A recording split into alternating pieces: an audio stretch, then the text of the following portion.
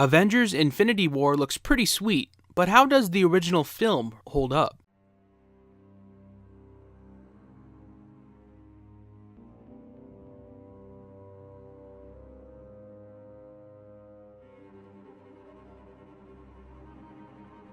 So, Avengers 3.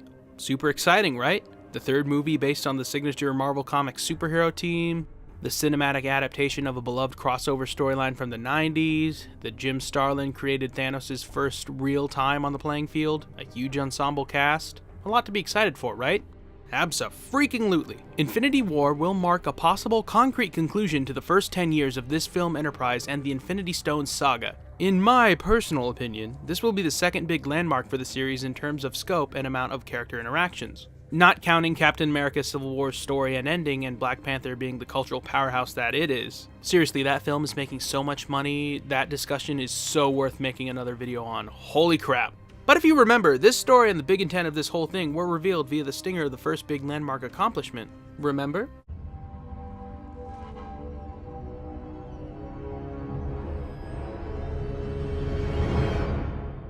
Yep, that was the end of the first Avengers film. Obviously, it was a hit.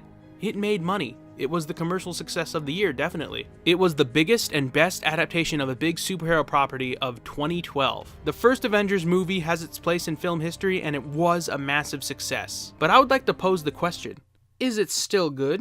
In the years since the film came out, I've heard some criticisms come against it. People have brought up some of the tiresome drama and talking scenes. The pace is a bit off, the final battle at the end is too celebratory, and it doesn't come quick enough in the film. The Avengers is by no means a perfect flick, but I think, even if we look at it objectively, it's still a good flick beyond the things that it contributed just by having those features be there. You know what I mean?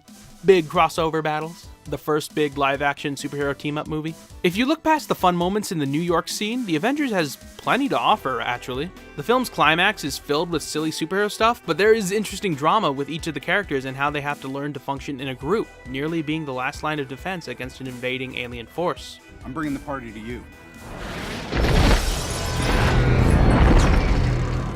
I don't see how that's a party. It would have been enough to have the film feature each character at the end and have Captain America knock out a guy or Iron Man blast lasers at foes. But during the first two acts, the characters in these bigger-than-life personalities are allowed to be in this situation and react accordingly with that and each other. Isn't that what makes crossovers fun, which is what the Avengers was originally and what this movie adaptation is? Do you need to see the other films before this to watch the Avengers? Not necessarily. If you don't know who someone is, they are revealed in a way that corresponds with their character in this film and the interconnected setting of the Marvel Universe at this point in time.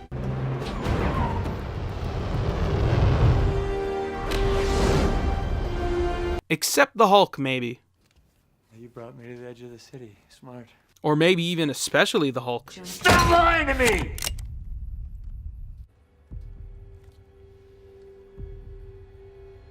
Stand down.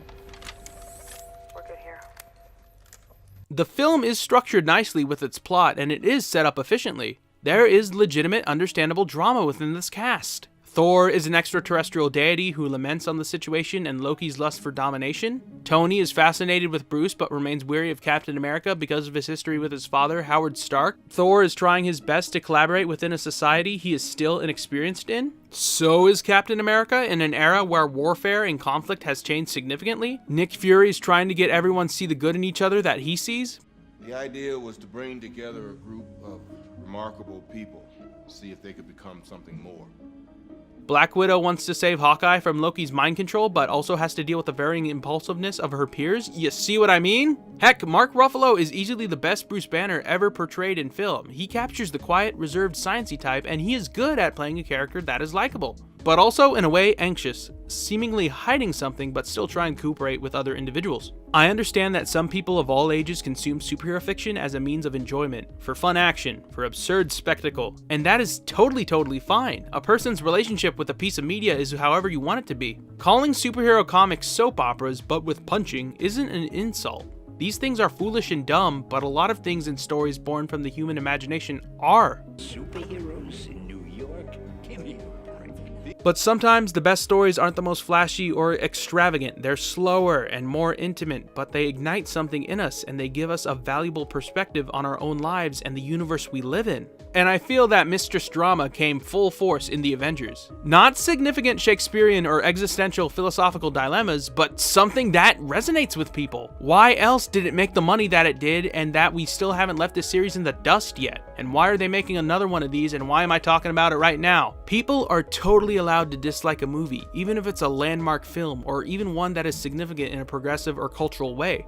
But I recommend that if you haven't already, give the Avengers a rewatch. As a shared universe work and as a MCU Phase 1 capstone, it is dated with all the S.H.I.E.L.D. references, but even without the distinctions and the box office records, it still holds up, and that matters in a way. Plus, Iron Man uses Captain America's shield to deflect an attack on an alien, and the Hulk gets to have a smashingly enjoyable time as the Hulk, so...